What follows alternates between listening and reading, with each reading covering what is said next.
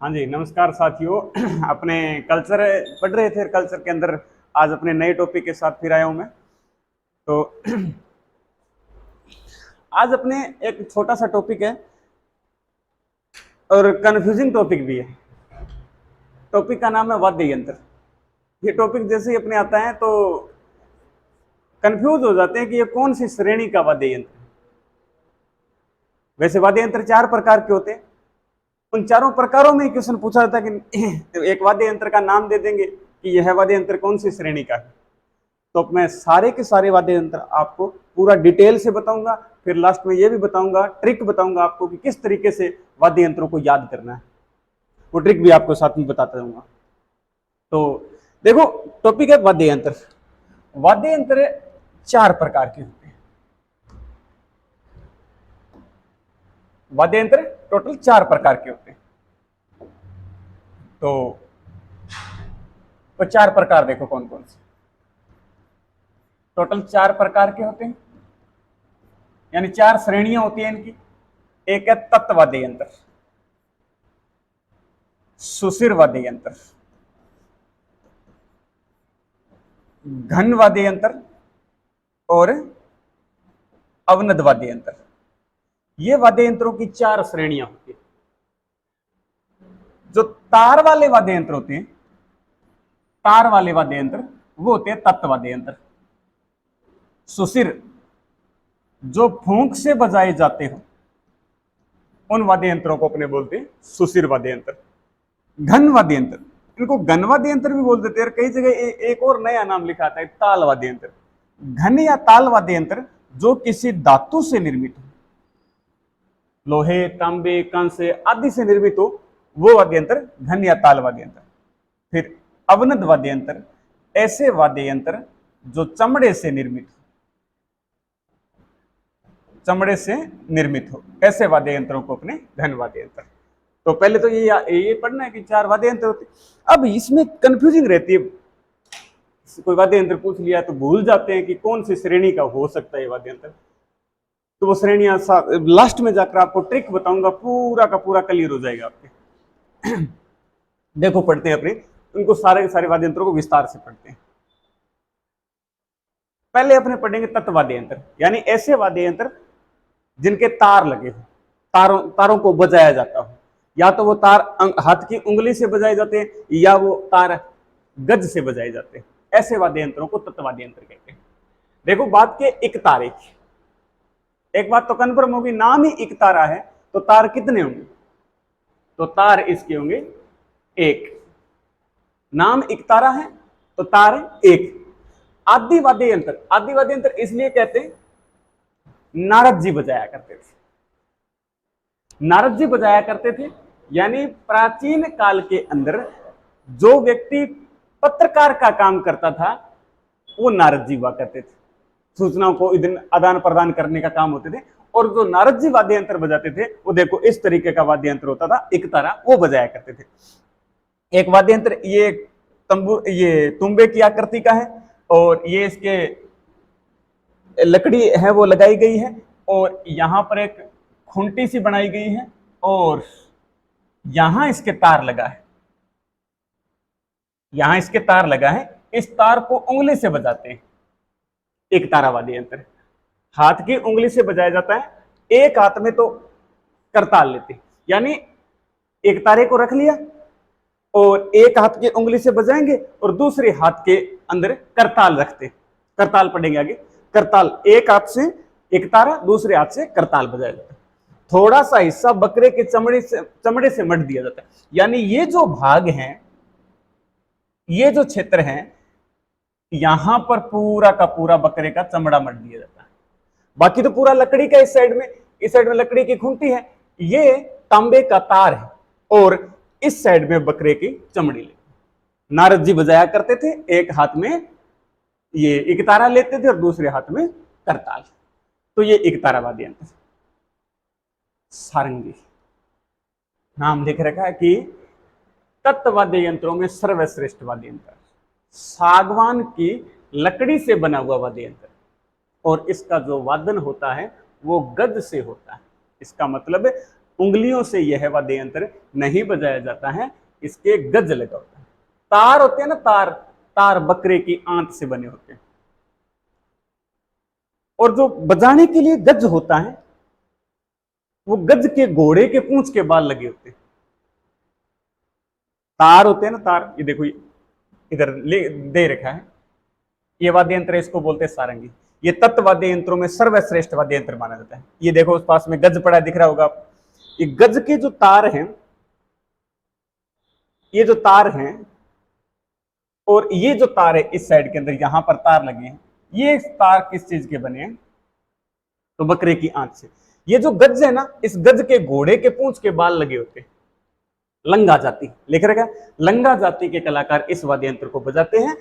Famous कलाकार हुए यासीन खान, और यासीन खान को सर आगा खां अवार्ड भी दिया गया।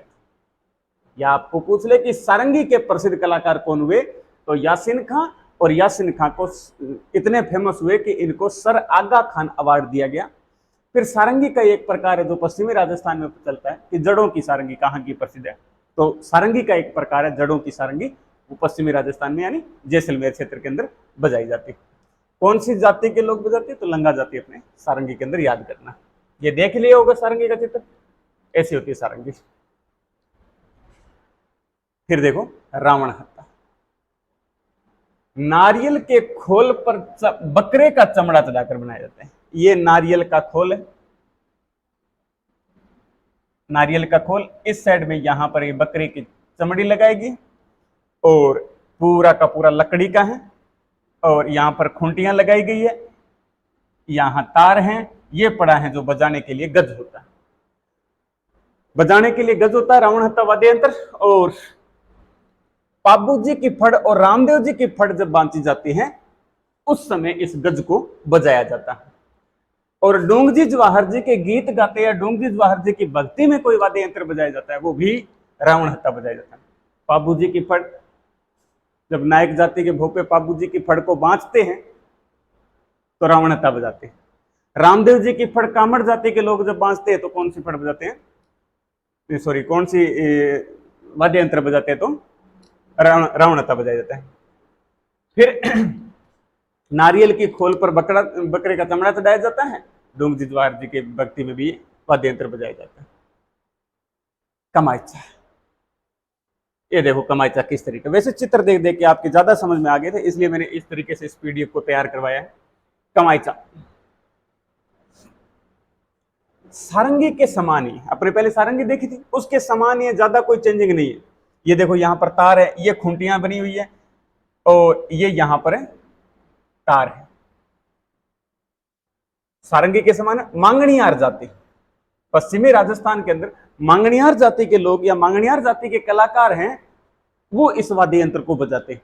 और कमाइचे के जो प्रसिद्ध कलाकार हुए उनका नाम है साकर खां, जिनको पद्मश्री अवार्ड भी दिया गया था। ये चीज याद करना।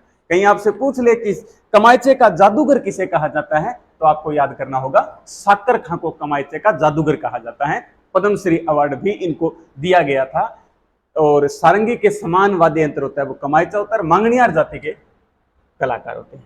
साकर खां का वैसे पूरा नाम साकर खां मांगणियार ही, साकर खां मांगणियार। तंदूरा, कई नाम है तंदूरा के। आकृति देख लीजिए, इस तरीके की आकृति होती है, कई नाम है इसे। वेणु, निशान, चौतारा और तंबूरा भी कहते हैं। तानपुरे और सितार के समान है, यानी सितार भी आप देख लेना इस तरीके का ही बना होगा। तानपुरे और सितार के समान है। चौतारा, नाम से देख लो, नाम क्या है, चौतारा। 4 तार होते हैं इसके। सत्संग वगैरह का आयोजन होता है, उस दौरान इस तंदूरे को बजाया जाता है। और जब कामड़ जाति की महिलाएं 13 ताली नृत्य करती हैं, तो उस 13 ताली नृत्य के अंदर पुरुष कोई वाद्य यंत्र बजाते हैं, तो वो क्या बजाते हैं, तंदूर। ठीक है। ये देखो जंतर लिख रहा है, 5 या 6 तार होते हैं, गले में पहनकर, यानी ये जो साइड है, इस साइड को गले में डाला जाता है, और गले में डाला जाता है 2 गज इस तरीके से, मतलब 2 तुम्बे की आकृति के होते, वो उसको उसके ऊपर तार लगे होते और उसको बजाया जाता है। टोटल 5 या 6 तार होते हैं। यहां से गले में डाला जाता है, इसको गले में डाला जाता है और बजाने के लिए देखो गज पड़ी, गज से बजाया जाता है। देवनारायण जी की फड़ बांधते ना जब गुर्जर जाति के लोग, उस समय इस जंतर वाद्य यंत्र को बजाते हैं। आकृति देख लो ढंग से, 5 या 6 तार होते हैं, गले में पहनकर बजाया जाता है। देवनारायण जी की फड़ बांधते समय बजाया जाता है। देवनारायण जी की फड़ गुर्जर जाति के लोग बांधते, तो गुर्जर जाति के लोग इस वाद्य यंत्र को यानी जंतर वाद्य यंत्र को बजाते हैं। फिर भपंग देख लीजिए। भपंग, भपंग वाद्य यंत्र तत्व वाद्य यंत्र, ये देखो यहां पर तार होगा इसका, तत्व वाद्य यंत्र है, डमरू की आकृति का होता है। आकृति इसकी डमरू के समान है और जोगी जाति के लोग अलवर क्षेत्र के अंदर बजाते हैं। अलवर क्षेत्र के अंदर जोगी जाति के लोग इसको बजाते हैं। और या ऐसे पूछ सकता है कि मेवात क्षेत्र, अलवर भरतपुर क्षेत्र को मेवात बोलते हैं, तो मेवात क्षेत्र का वाद्य यंत्र है वो भपंग वाद्य यंत्र है। और भपंग के 2 फेमस कलाकार, एक का नाम है ये जहूर खां, जहूर खां मेवाती, और दूसरा है उमर फारूक मेवाती। तो याद करना, भपंग डमरू की आकृति का होता है, जोगी जाति के लोग इसको बजाते हैं। जहूर खां मेवाती और उमर फारूक मेवाती ये इसके प्रसिद्ध कलाकार हुए थे। फिर देखिए रबाज, रबाज कमायचे के समान ही होता है। यानी कमायचा जो अपने पढ़ा था पीछे, कमायचा जिसके समान होता है और टोटल 12 तार होते हैं। कमायचा देखा नहीं,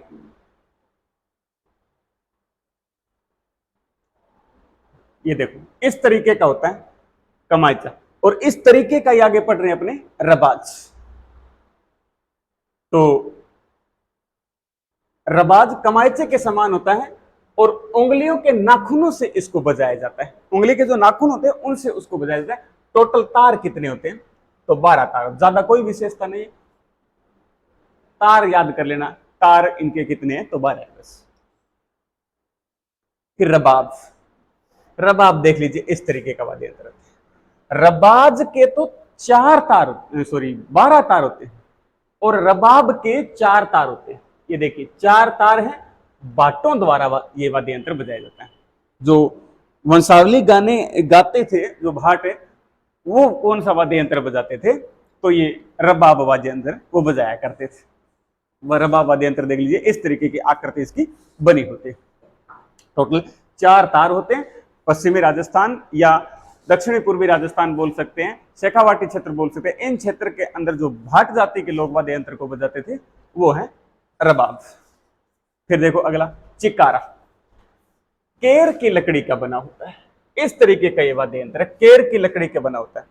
केर की ही लकड़ी का क्यों? क्योंकि केर की लकड़ी मुलायम लकड़ी होती है और इस वाद्य यंत्र की आवाज को सुरीला बनाने के लिए केर की लकड़ी और उस पर तार लगाया जाता है। इस तरीके से खूंटियां सी बनी होती हैं। ये बजाने के लिए गज काम में लेते हैं, बजाने के लिए गज काम में लेते हैं। एक सिरा प्याले के आकार का होता है। एक सिरा किस आकार का होगा? प्याले की आकृति का होगा। चिकारा कौन से वृक्ष की लकड़ी का? तो केर की लकड़ी। एक सिरा प्याले की आकृति का होता है, तार होते हैं और बजाने के लिए गज काम में लिया जाता है। फिर देखो सुरिंदा, सुरिंदा याद रखना, तत्व वाद्य यंत्र पढ़ रहे हैं, जिन वाद्य यंत्रों के तार होते हैं ना उन वाद्य यंत्रों को पढ़ रहे हैं। सुरिंदा रोहिड़े की लकड़ी का बना होता है, रोहिड़े की लकड़ी का बना होता है। इस तरीके की आकृति होती है सुरिंदा की। देखो इस तरीके की आकृति होती है सुरिंदा की। ये यहां पर इसके तार लगे हैं और ये खूंटियां लगी हुई हैं। इन खूंटियों के माध्यम से इन खूंटियों को घुमाया जाता है, तो तार को ढीला किया जाता है, टाइट भी किया जाता है, इन खूंटियों के माध्यम से किया जाता है। इनको बजाने के लिए गज होता है और गज के घुंघरू लगा होता है। यानी तारों की आवाज के साथ साथ जो गज के घुंघरू लगे होते हैं उनको भी ये उनकी भी आवाज साथ में देते हैं। दुकाको। ये भील जनजाति का वाद्य यंत्र अपने मान सकते हैं। दुकाको घुटनों के बीच दबाकर यह वाद्य यंत्र बजाया जाता है दिवाली के अवसर पर। भील जनजाति के जो युवक हैं वो दिवाली और विवाह के अवसर पर घुटनों के बल बैठकर या घुटनों के नीचे दबाकर कौन सा वाद्य यंत्र बजाते हैं, तो याद करना अपने दुकाको। घुटनों के बीच दबाकर बजाया जाता है दिवाली के अवसर पर या कोई विवाह के अवसर पर युवक बजाते हैं भील जनजाति के। ये तो हो गए अपने वाद्य यंत्र, तत्व वाद्य यंत्र। जितने भी तार वाले वाद्य यंत्र हैं वो तत्व वाद्य यंत्र, ये सारे के सारे अपने पढ़ लिए। फिर आगे एक श्रेणी अपने कंप्लीट हो गई, एक श्रेणी कंप्लीट हो गई। अब दूसरी श्रेणी देखो, सुरिंदा मतलब सुशिर वाद्य यंत्र। ऐसे वाद्य यंत्र जो फूंक से बजाए जाते हैं, ऐसे वाद्य यंत्र जो फूंक से बजाए जाते हो वो वाद्य यंत्र होते हैं सुशिर वाद्य यंत्र। और सबसे मेन नाम आ जाता है अलगोजा। राजस्थान का राज्य वाद्य यंत्र कौन सा है? ये देखो अलगोजे क्या करते हैं, कितना सुंदर बनाया गया। एक साइड नुकीली, इस साइड में इसके फूंक दी जाती, तो इस साइड में फूंक दी जाती है, यहां ये सुराग रखे जाते हैं, दोनों को एक साथ बजाया जाता है। ये तो दोनों है ना, उनको एक साथ बजाया जाता है, एक साथ दोनों में हवा दी जाती है। दो अलगोजे मुंह में डालकर, दो अलगोजे मुंह में डालकर इनको बजाया जाता है। रामनाथ चौधरी अलगोजे को क्या इस बंदे ने वर्ल्ड फेमस किया है, रामनाथ चौधरी। लोग मुंह से नहीं बजा पाते हैं और इस रामनाथ चौधरी ने नाक से बजाना शुरू किया। बंदे ने अलग ही टेक्निक शुरू की कि मुंह से तो सारे बजाते, अपने नाक से बजा कर देते। दोनों नाक के अंदर ये डालकर दोनों में साथ आवाज देना, एक जैसी आवाज निकालना दोनों में, कितने बेहतरीन कलाकारी होगी।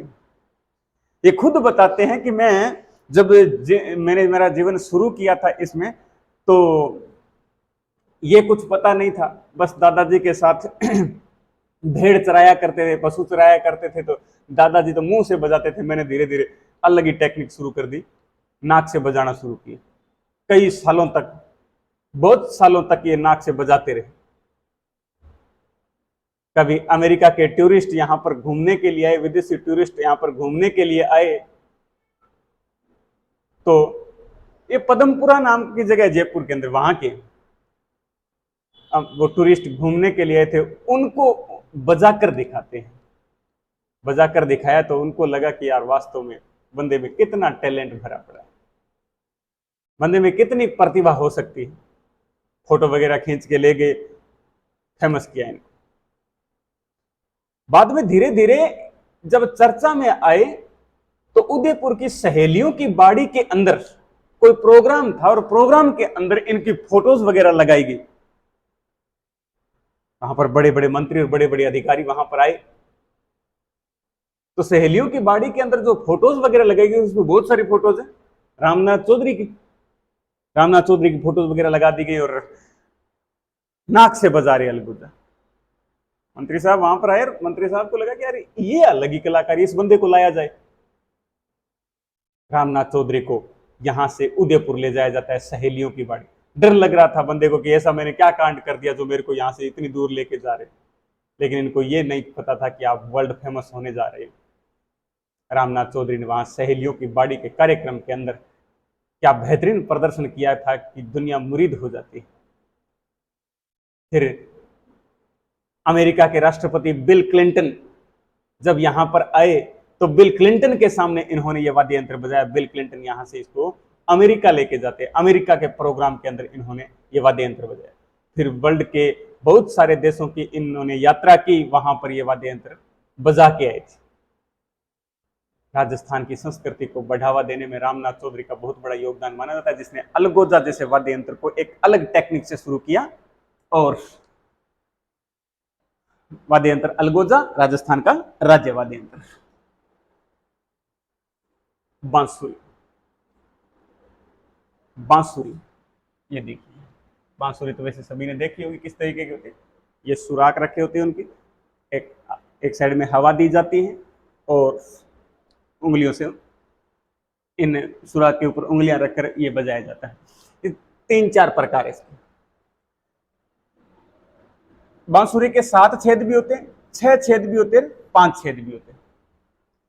अगर कोई बांसुरी 7 छेद वाली है तो 7 छेद वाली बांसुरी को बोलते हैं नाद। 7 छेद वाली बांसुरी का प्रकार है नाद। 5 छेद वाली है, सॉरी 6 छेद वाली है रुला, और 5 छेद वाली है पावरी। 7 छेद वाली बांसुरी को बोलते हैं नाद, 6 छेद वाली रुला और 5 छेद वाली पावरी। हरि प्रसाद चौरसिया,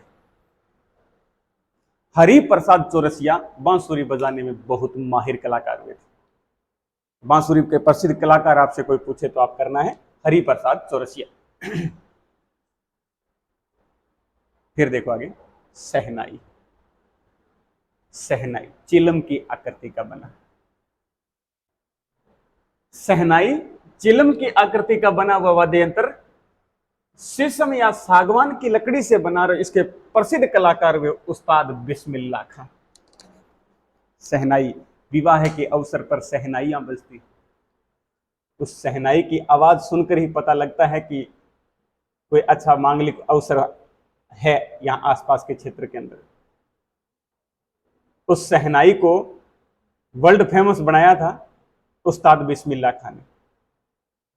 जब भारत को आजादी मिली थी 15 अगस्त 1947 को, तो आजादी के अवसर पर दिल्ली में सहनाई वादन किया था वो उस्ताद बिस्मिल्लाह खां ने किया था। जब 26 जनवरी 1950 को भारत का संविधान लागू किया गया था, उस समय दिल्ली में किसी ने सहनाई बजाई तो वो उस्ताद बिस्मिल्लाह खां। उस्ताद बिस्मिल्लाह खां जिनको 2001 के अंदर भारत का सर्वोच्च सम्मान भारत रत्न दिया जाता है। भारत रत्न। आपसे कोई पूछे कि उस्ताद बिस्मिल्लाह खां को भारत रत्न अवार्ड कब दिया गया था, तो आप करोगे 2001 के अंदर।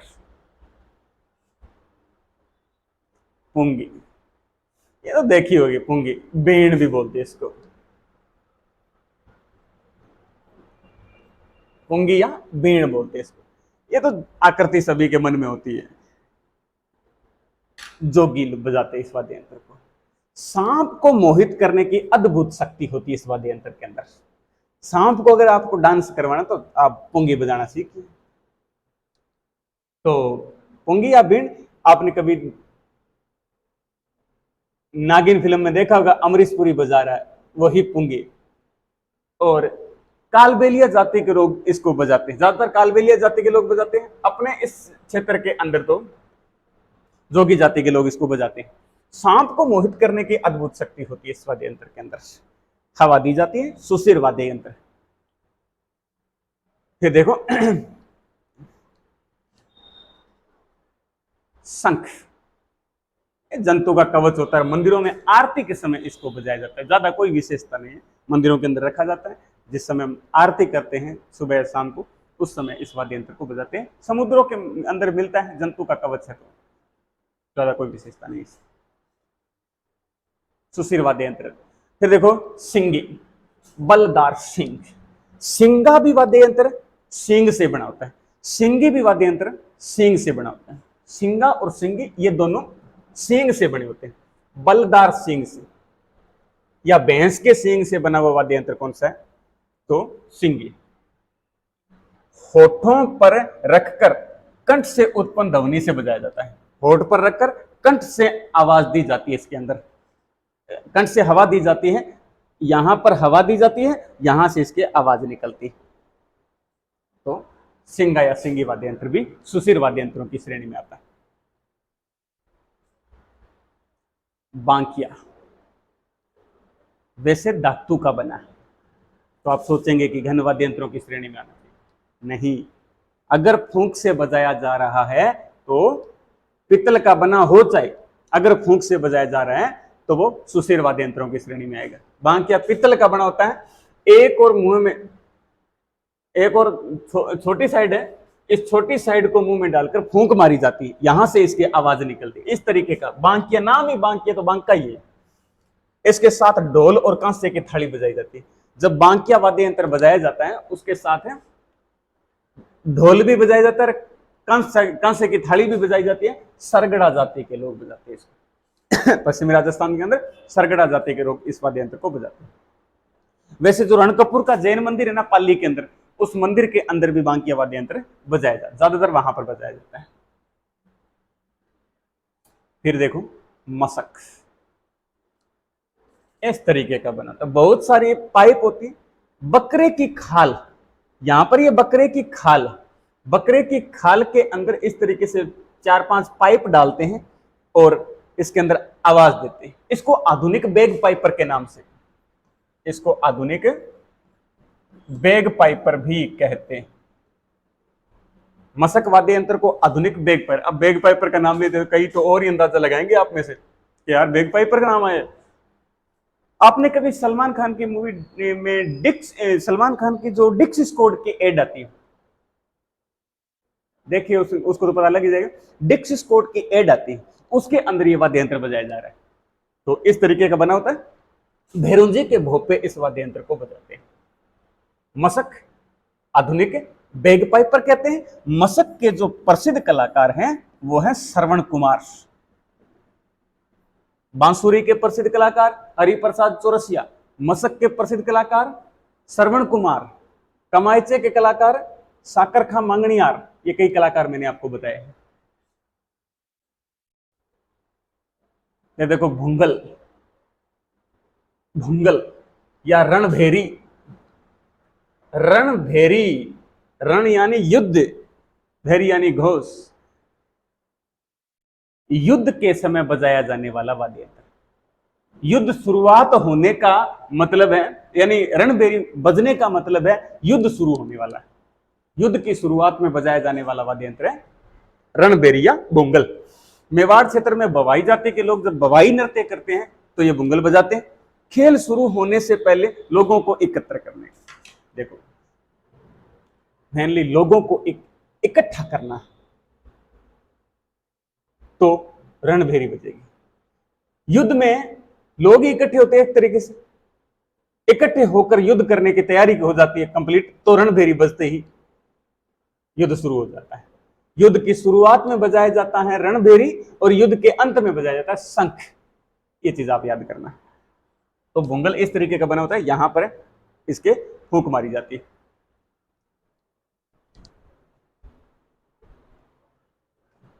फिर देखो अगला वाद्य यंत्र, देखो कौन सा है,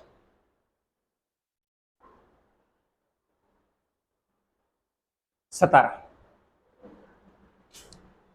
सतारा दो बांसुरियां फूंक मारकर, दो बांसुरी होती है, इसके अंदर फूंक मारकर इसको बजाया जाता है। अलगोजा व सहनाई का मिश्रित रूप है, उसको क्या बोलते हैं, सतारा। अपने अलगोजा पहले पढ़ा, उसके अंदर लिखी थी एक लाइन, सतारा और तानपुरे के समान।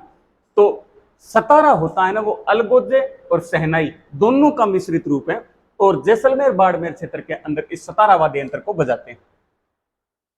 और सतारा वाद्य यंत्र का जो प्रसिद्ध कलाकार हुआ वह कर्णा भील, बंदे का नाम सुना होगा आपने कभी, कर्णा भील। जैसलमेर बाड़मेर क्षेत्र के अंदर आज भी कर्णा भील का नाम चलता है। लंबी मूंछों की वजह से कर्णा भील बहुत फेमस थे, और कहते हैं पश्चिमी क्षेत्र के अंदर डाके डाल डालकर धन इकट्ठा करते थे, और इनकी मतलब किसी ने हत्या कर दी थी लास्ट में जाकर। पहले तो ये जब डाका वगैरह मारा करते थे तो इन पर कोई केस चला, किसी की हत्या का आरोप भी लगा, आरोप लगा तो इनको जेल में डाल दिया गया। फिर राष्ट्रपति के आगे गुहार लगाई गई, राष्ट्रपति ने इनको जो माफ किया गया कि आगे आने वाले टाइम में ऐसी गलती मत करना। जब रिहा हो गए तो रिहा होने के बाद सतारा बजाना शुरू किया इन्होंने, और एक दिन कोई घर से बाहर निकले थे तो इनका सिर काट लिया गया, सिर काट लिया गया, इनकी हत्या कर दी गई। सिर काट कर जो दुश्मन थे वो ले गए, आज तक वो सिर वापस नहीं आया, आज तक वो सिर वापस नहीं। 1988-89 के आसपास की ये घटना है। तो कर्णा भील का आज तक अंतिम संस्कार नहीं किया गया, उस सिर का वेट किया जा रहा है, इसकी अस्थियों को रखा गया एक तरीके से, मतलब अंतिम संस्कार नहीं किया गया, वैसे आंशिक अंतिम संस्कार तो हो ही गया होगा। तो लंबी मूंछों की वजह से इनका नाम भी बहुत फेमस हुआ। जैसलमेर बाड़मेर क्षेत्र के अंदर रहते थे। नागफणी, नाम से पता लग रहा है नागफणी है तो नाग के फण के समान। आकृति कैसी होगी? सर्पाकार आकृति, आकृति इसकी सर्पाकार। और आकृति सर्पाकार है, घोरात्मक ध्वनि। पिछले हिस्से में छेद, यानी यहां पर एक छेद रखा जाता है, यहां पर इसके फूंक मारी जाती है, यहां से आवाज निकलती है। सर्पिलाकार आकृति में बनाता है, घोरात्मक ध्वनि होती, घोरात्मक ध्वनि होती। तो ये तो है नागफणी वाद्य यंत्र। नट, मैंने बताया सतारा का भी फेमस कलाकार है कर्णाभील, और नड़ का भी जो फेमस कलाकार है वो कर्णाभील। जो नड़ वाद्य यंत्र है वो 1 मीटर की लकड़ी होती है, तगोर वृक्ष होता है, ये 1 मीटर लंबा है। और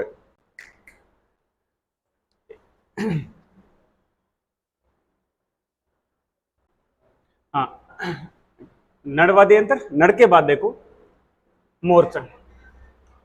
अभी तक अपने सुशिर वाद्य यंत्र पढ़ रहे हैं। मोरचंग लोहे का बना होता है, लंगा गायक इसको बजाते हैं, लंगा जाति के लोग हैं, इस मोरचंग को बजाते हैं। ये देखो इस तरीके की आकृति होती है इसकी, मोरचंग की आकृति। फिर आगे कर्णा, एक तो कर्णा भील है जो सतारा और नड़ के फेमस कलाकार है। एक कर्णा वाद्य यंत्र भी, पित्तल का 7-8 फुट लंबा और नाकेदार वाद्य यंत्र है। सुरनाई जैसी नली होती है इसके अंदर, ज्यादा कोई विशेषता नहीं। पित्तल का बना होता है, 7-8 फुट लंबा होता है और नाकेदार होता है, सुरनाई जैसी आकृति उसकी होती है। कर्णा भील अलग है, कर्णा वाद्य यंत्र अलग है। तुरही, तुरही वाद्य यंत्र है वो इस तरीके का होता है। देखो यहां पर फूंक मारी जाती है इसके अंदर, इस तरीके से घूमती हुई आवाज आती है, यहां से आवाज निकलती है इसके अंदर। एक मुंह है संकरा और दूसरा मुंह है चौड़ा। ये देखो एक मुंह है संकरा, दूसरा मुंह है चौड़ा। तुरही, ज्यादा कोई विशेषता नहीं। फिर मुरला या मुरली, मुरला या मुरली है वो पुंगी का परिवर्तित रूप है। यानी पुंगी या बीण मैंने आपको बताई थी जिसमें सांप को मोहित करने की अद्भुत शक्ति होती है, उसका ही थोड़ा बहुत चेंजिंग रूप है जिसको बोलते हैं मुरला या मुरली। एक नली से दवनी और दूसरी नली से सवर निकलता है इसके अंदर, ज्यादा कोई विशेषता नहीं। जो अगर आपके ये सोच रहे हो कि मुरला होता कैसा है तो आप उसको देख लेना, पुंगी या बीण को देख लेना, उसके समान होता है। फिर सुरनाई, सहनाई जैसा ही वाद्य यंत्र। ये देखो सुरनाई इस तरीके का होता है, सहनाई में थोड़ी सी मोड़ दे दी जाती है और सुरनाई बिल्कुल सीधा होता है। ये यहां पर छिद्र है इसके अंदर, यहां से आवाज निकलती है और यहां से फूंक मारी जाती है। सहनाई जैसा ही वाद्य यंत्र और मांगणियार जाति के कलाकार इसको बजाते हैं। 2 प्रकार अपने कंप्लीट हो गए, 2 श्रेणियां कंप्लीट कर ली। तत्व वाद्य यंत्र कंप्लीट कर लिए, सुशिर वाद्य यंत्र कंप्लीट कर लिए। अब अपने अवनद या ताल वाद्य यंत्र, ऐसे वाद्य यंत्र जो चमड़े से बने। सबसे मेन तो इसमें ढोल आता है।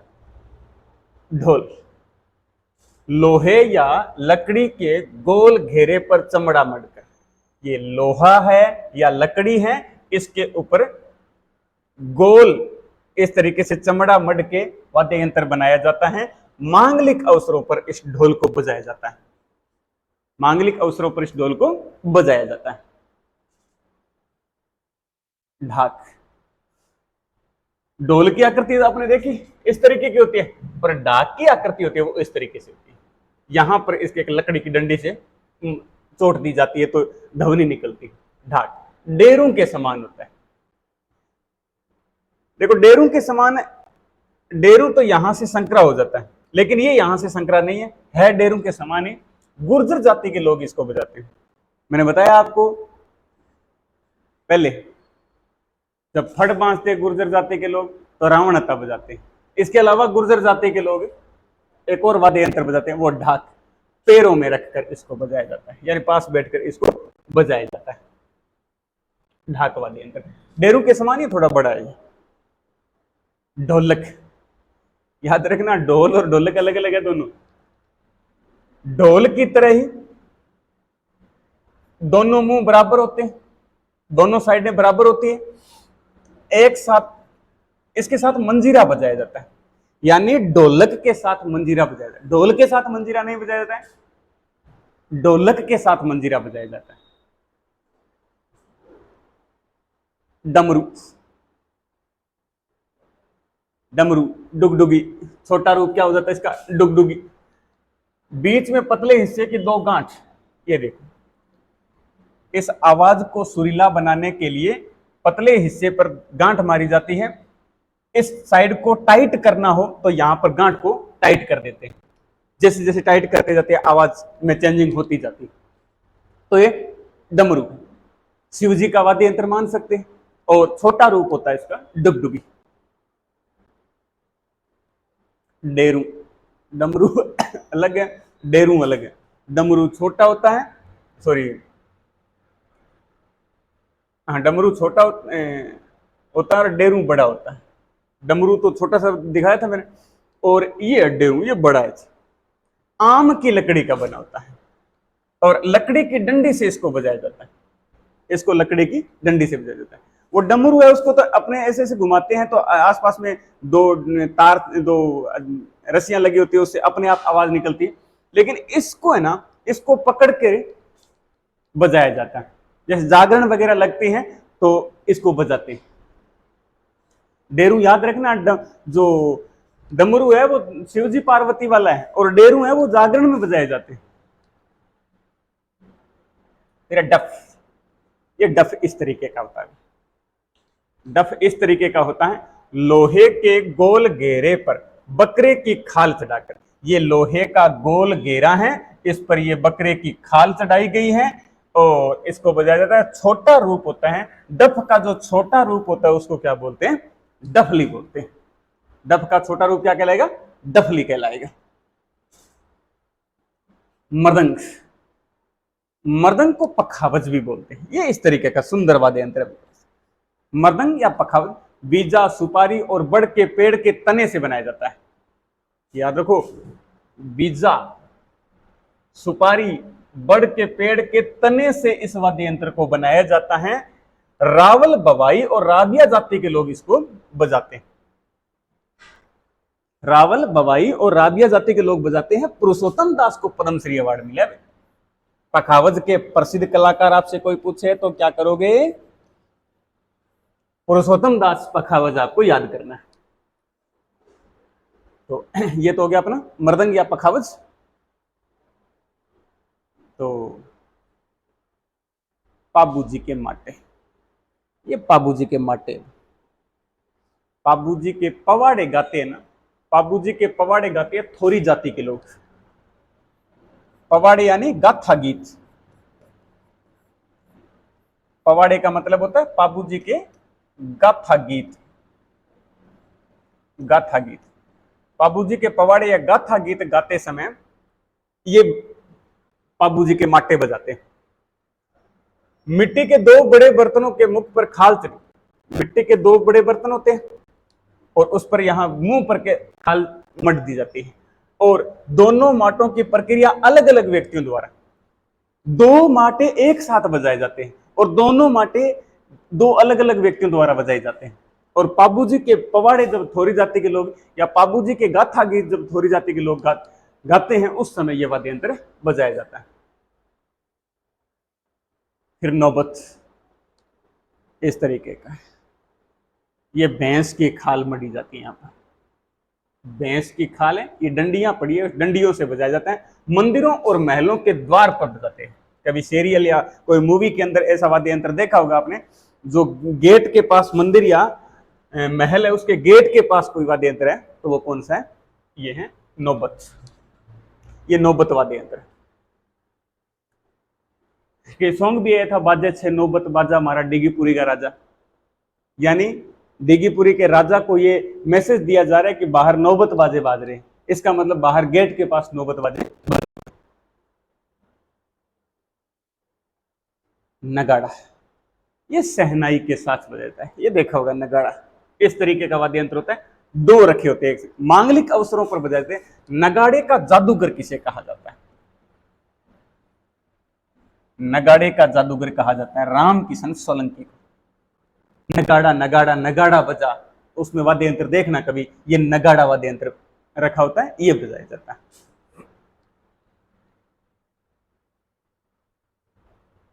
चंग, होली के अवसर पर जब धमाल गाते हैं उस समय क्या बजाया जाता है?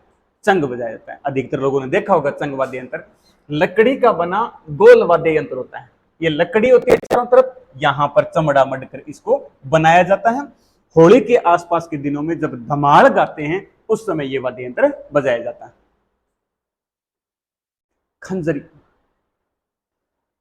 हाथ की हथेली व उंगलियों से बजाया जाता है। ये पूरा का पूरा चमड़ा मड़ा हुआ यहां पर, और इसको हाथ की हथेली या उंगली से, कोई गज काम में नहीं लेते, कोई लकड़ी की डंडी काम में नहीं लेते, हाथ की हथेलियों से और उंगलियों से बजाया जाता है खंजरी वाद्य यंत्र। धौंसा आम या फ्रांस की लकड़ी से बना होता है। आम तो चलो नाम सुना होगा, कभी फ्रांस नाम सुना होगा? तो सेम वाला इलाका है उत्तरी राजस्थान, तो सेम वाले इलाके में जाना कभी, आपको फ्रांस के बहुत सारे पेड़ देखने को मिलेंगे। तो हो सकता है फ्रांस नाम है तो कोई फ्रांस से लाकर बीज यहाँ पर छिड़काव कर दिया गया होगा, तो यहाँ पर ये वृक्ष की लकड़ी, मुलायम लकड़ी होती है, वैसे फ्रांस की लकड़ी से बनाया जाता है धौंसा वाद्य यंत्र, और लकड़ी के मोटे डंडों से बजाया जाता है। लकड़ी से बनाया जाता है, ऊपर चमड़ा मढ़ दिया जाता है और लकड़ी के मोटे डंडों से इसको बजाया जाता है। ये धौंसा वाद्य यंत्र की बात कर रहे हैं। फिर ताशा, इस तरीके का बना होता है ताशा वाद्य यंत्र। मिट्टी या लोहे के चपटे कटोरे पर बकरे की खाल, ये मिट्टी या लोहे का चपटा कटोरा है, इस पर बकरे की खाल बजाने के लिए दिख रहा है डंडियां की। मुस्लिम समुदाय में अधिक प्रचलित है। जब मुहर्रम का महीना होता है ना, पहला महीना, हिजरी सन का पहला महीना था मुहर्रम, उस मुहर्रम के महीने में जब ताजिए निकालते हैं, मुहर्रम के महीने में जब ताजिए निकालते हैं, ताजिए निकालते समय वाद्य यंत्र क्या बजाते हैं? तो ताशा बजाते हैं। या गम में बजाया जाने वाला वाद्य यंत्र कौन सा है? दुख में बजाया जाने वाला वाद्य यंत्र है ताशा।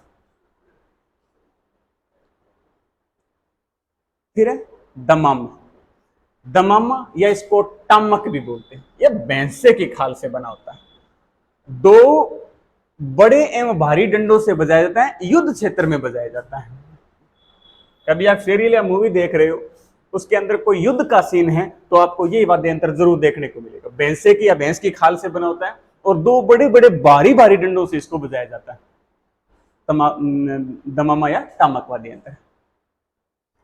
फिर घेरा, अष्टभुजाकार, यानी 8 भुजा होती है, 8 भुजाओं की आकृति, अष्टभुजाकार आकृति। लकड़ी के डंडों पर कपड़ा लपेटकर इसे बजाया जाता है। ये अलग ही तरीका है।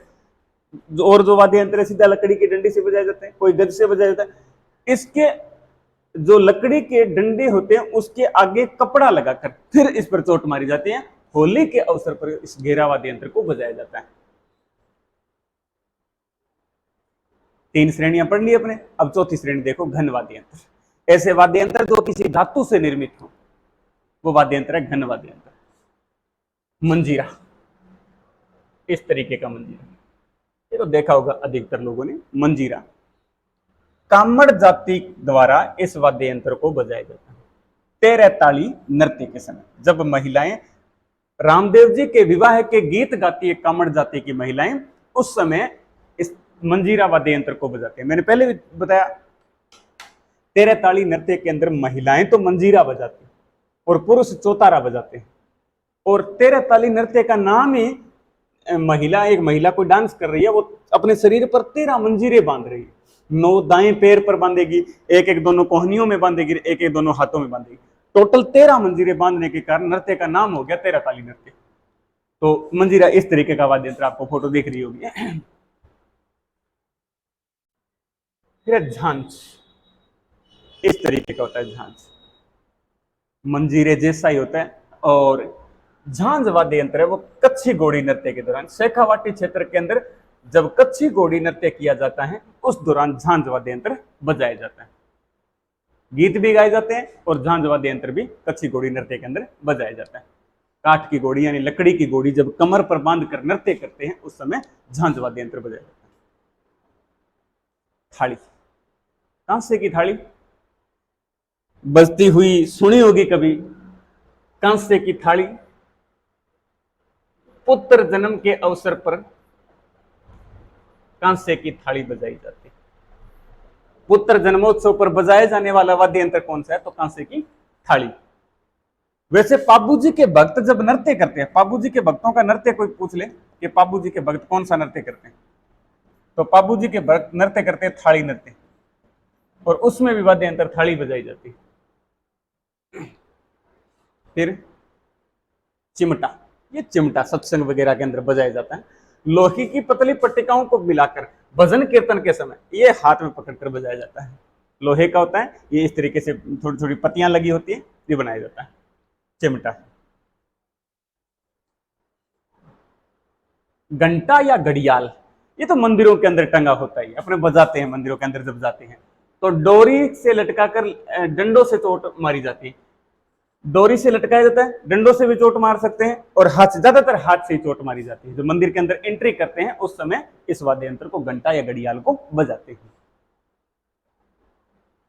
झालर, अपने तो झालर का मतलब कुछ और ही निकाल लेते हैं, लेकिन वास्तव के में झालर एक वाद्य यंत्र होता है।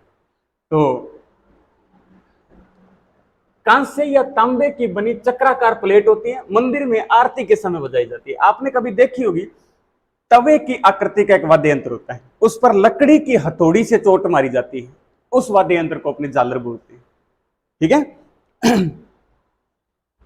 फिर आगे बढ़ो। घुंघरू, पीतल या कांसे का बना गोल वाद्य यंत्र, इसके अंदर लोहे के छोटे छोटे कंकड़ होते हैं, यानी इस तरीके से एक पट्टी सी होती है, पट्टी के ऊपर ये छोटे छोटे घुंघरू से बांध रखे, ये बांध रखे, और इसके अंदर ये गोल गोल होते हैं, इसके अंदर लोहे के कंकड़ होते हैं, उनसे लोहे के कंकड़ों से आवाज निकलती है, वो वाद्य यंत्र है, वो घुंघरू। तो फिर भरनी, ये भरनी इस तरीके का, ये एक मटका है, मटके के ऊपर कांसे की प्लेट रखी हुई है, मटके के ऊपर कांसे की प्लेट रखी होती है। जब ये देखो, मटके के ऊपर कांसे की प्लेट रखी होती है, और जब तेजा जी के भक्त सर्पदंश का इलाज करते हैं ना, तेजा जी के भक्त सर्पदंश का इलाज करते हैं, उस समय भरनी वाद्य यंत्र बजाते हैं। कोई पूछे कि तेजा जी के भक्त सर्पदंश का इलाज करते समय कौन सा वाद्य यंत्र बजाए, तो आप याद करो भरनी। फिर घड़ा, मिट्टी की, मिट्टी, मुंह छोटा, वादक इसे दोनों हाथों से उठाकर बजाते हैं। मट, घड़ा नाम ही घड़ा, तो घड़े से सारे पहचाने जाए, घड़ा ही है एक तरीके का। तो जैसलमेर बाड़मेर क्षेत्र के अंदर इस क्षेत्र, इस वाद्य यंत्र को ज्यादातर बजाया जाता है। तो फिर एक करताल, दो चौकोर लकड़ी, ये देखो ये लकड़ी का है, लकड़ी का भी होता है। आसपास में ये जो क्षेत्र है यहां पर है, कई बार ये लोहे की भी परत लगा देते हैं। दो चौकोर लकड़ी के टुकड़े के बीच पीतल की छोटी छोटी गोल तस्तरियां, ये यहां पर पीतल है, वैसे यह लकड़ी का है, लेकिन आवाज निकलती है ना वो यहां से पीतल से निकलती है, इसलिए वाद्य यंत्र है वो घन वाद्य यंत्रों की श्रेणी में आता है। खड़ताल अलग है, करताल अलग है। आगे खड़ताल देखिए। खड़ताल लकड़ी के छोटे छोटे टुकड़ों, चिकने पतले टुकड़े बने होते हैं, दोनों हाथों में लेकर इसे बजाया जाता है। ये देखो होगा सत्संग में इस तरीके से बजाते हैं, दो लकड़ियों के होते हैं, कांसे की छोटी छोटी पत्तियां लगी होती हैं, दोनों को एक साथ बजाया जाता है, भजन कीर्तन के समय बजाते हैं। सदीक खां मांगणियार और गाजी खां इसके फेमस कलाकार हैं। प्रसिद्ध कलाकार कौन है? खड़ताल के जादूगर किसे कहा जाता है? तो खड़ताल का जादूगर है सदीक खां मांगणियार। फिर रमझोल, ये चमड़े की पट्टी होती है, और चमड़े की पट्टी के ऊपर घुंघरू लगे होते हैं। चमड़े की पट्टी पर बहुत सारे घुंघरू लगे होते हैं, और नृत्य करते समय इस रमझोल वाद्य यंत्र को बजाया जाता है। चमड़े की पट्टी पर घुंघरू लगे रमझोल वाद्य यंत्र कहते हैं, और ये पट्टी है वो पैर या हाथ के बांध दी जाती है नाचते समय, उसको बोलते हैं रमझोल। फिर गुराली, 6 उंगल की लंबी बांस की लकड़ी से बना, दांतों के बीच रखकर धागे को ढीला और टाइट किया जाता है, और कालबेलिया और ग्रासिया जनजाति के लोग इसको बजाते हैं। 6 उंगल की लकड़ी होती है, दांतों के बीच एक धागे को लिया जाता है, उस धागे को ढीला किया जाता है, टाइट किया जाता है, और उससे आवाज निकलती है, उसको बोलते हैं गुरालियो। इसकी फोटो मिली नहीं मेरे को, नहीं तो दिखाता आपको गुरालियो किस तरीके का। कालबेलिया और ग्रासिया जनजाति के लोग इसको बजाते हैं। तो ये वाद्य यंत्र है, अपने 4 प्रकार कंप्लीट कर लिए, 4 प्रकार कंप्लीट किए, और तत्व वाद्य यंत्र, घन वाद्य यंत्र, सुशिर वाद्य यंत्र और अवनद वाद्य यंत्र, ये 4 प्रकार के वाद्य यंत्र हमने पढ़ लिए। इन वाद्य यंत्रों को 2-3 बार ये क्लास लगा के देखना, नोट्स बनाना, और इनके चित्रों को देखना। चित्रों को देखोगे तो ज्यादा अच्छी तरीके से याद होगा। और अगली क्लास के अंदर अपने फिर मिलते हैं, तब तक के लिए आपका बहुत बहुत शुक्रिया।